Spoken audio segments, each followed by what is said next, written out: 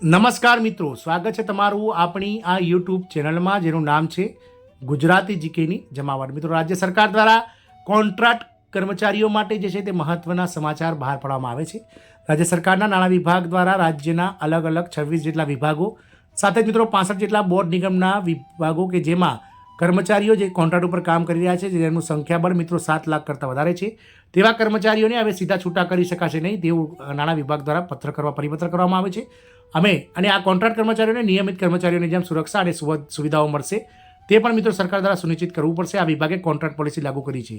અગાઉ કોન્ટ્રાક્ટના કર્મચારીઓ તેમના કામથી સંતુષ્ટ ન હોય તો દર વર્ષે કોન્ટ્રાક્ટ રિન્યૂ કરવાની શરત હતી, જેના કારણે તેમને નોકરીમાંથી કાઢી મૂકવામાં આવ્યા હતા। હવે નિયમિત કર્મચારીઓની જેમ તેમના સસ્પેન્શનની કાર્યવાહી હાથ ધરવામાં આવશે। તો આજના વિડીયોમાં કોન્ટ્રાક્ટ કર્મચારીઓ માટેને લઈ અને નાણાં વિભાગ દ્વારા જાહેર કરવામાં આવેલ પરિપત્ર વિશે જાણીએ। તો વિડીયોના અંત સુધી આપ બનાવી રહેશો ને જો ચેનલમાં નવા હોય તો અમારી ચેનલને સબસ્ક્રાઇબ કરી બાજુમાં રહેલું બેલ આઇકોન દબાવી ઓન નોટિફિકેશન ઓન કરજો, જેથી કરીને ચેનલ પર મૂકવામાં આવતા ભરતીઓના નોટિફિકેશન આવા સરકારી કર્મચારી પેન્શન યોજનાઓને લગતા પરિપત્રો સરળતાથી તમને ચેનલના માધ્યમથી ઉપલબ્ધ થઈ જાય। તો રાજ્ય સરકાર હેઠળના ઉર્જા વિભાગમાં નવી કોન્ટ્રાક્ટ પોલિસી જાહેર થયાના 11 મહિના પછી ઉર્જા વિભાગે ગુરુવારે તેના 6000 કોન્ટ્રાક્ટ કર્મચારીઓ માટે નવી કોન્ટ્રાક્ટ પોલિસી લાગુ કરી છે। આમાં તેમને નિયમિત કર્મચારીઓ જેવી સુવિધાઓ મળશે।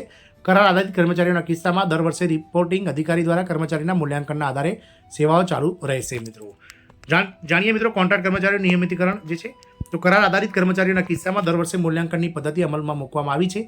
આમાં કરાર સંપૂર્ણપણે નાબૂદ કરવામાં આવ્યો નથી, પરંતુ અત્યાર સુધી 500 રૂપિયાના નોન જ્યુડિશિયલ સ્ટેમ્પ દ્વારા 3 વર્ષનો કાર્યકાળ આપવા વધારવામાં આવ્યો હતો, જે પ્રક્રિયા હવે સમાપ્ત થઈ ગઈ છે। તેના બદલે કરારના સમયગાળામાં માત્ર એક જ વાર કરાર પર હસ્તાક્ષર કરવામાં આવશે, જે CR એટલે કે ગોપનીય પાત્ર ફાઇલના આધારે દર વર્ષે આપમેળે લંબાવવામાં આવશે। રાજ્યના 64 વિભાગોમાં ઉર્જા વિભાગે પહેલો વિભાગ છે જ્યાં નવી કોન્ટ્રાક્ટ પોલિસી લાગુ કરી છે। મૂલ્યાંકનના ડિગ્રેડિંગ અને 3 કરતાં ઓછા માર્ક્સના કિસ્સામાં કરાર કર્મચારીઓની સેવા જોખમમાં આવશે, પરંતુ આમાં પણ કર્મચારીને રિપોર્ટિંગ અધિકારીને સામે તેનો પક્ષ રજૂ કરવાની તક આપવામાં આવશે। જેથી તે મિત્રો વાત કરીએ તો સંવિદા એટલે કે મિત્રો કોન્ટ્રાક્ટ એમ્પ્લોઈઝ રેગ્યુલેશન ન્યૂઝની વાત કરીએ તો કરુણાપૂર્ણ નિમણૂક NPS અને તબીબી સુવિધાઓ પણ મળશે।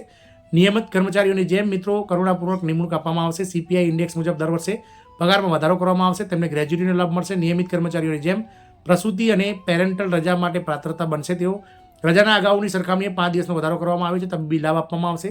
કામ દરમિયાન અકસ્માતના કિસ્સામાં તેમને નિયમિત કર્મચારીઓની જેમ તબીબી લાભ મળશે। જે છે તે મિત્રો અગાઉના કોન્ટ્રાક્ટ કર્મચારીઓ તેમના કામથી સંતુષ્ટ ન હોય તો દર વર્ષે કોન્ટ્રાક્ટ રિન્યૂ કરવાની શરત હતી, જેના કારણે તેમને નોકરીમાંથી કાઢી મૂકવામાં આવ્યા હતા। હવે નિયમિત કર્મચારીઓની જેમ તેમના સસ્પેન્શનની કાર્યવાહી હાથ ધરવામાં આવશે। તેમને 2 મહિના માટે તેના પગારના 50% ચૂકવવામાં આવશે। ત્યારબાદ કંપની સ્તરે એક તપાસ સમિતિ તપાસ કર્યા પછી ગંભીર આરોપોના કિસ્સામાં સરકારી સેવાઓનો સમાપ્ત કરવા અથવા તો પગાર વધારો રોકવા માટે પગલાં લેશે।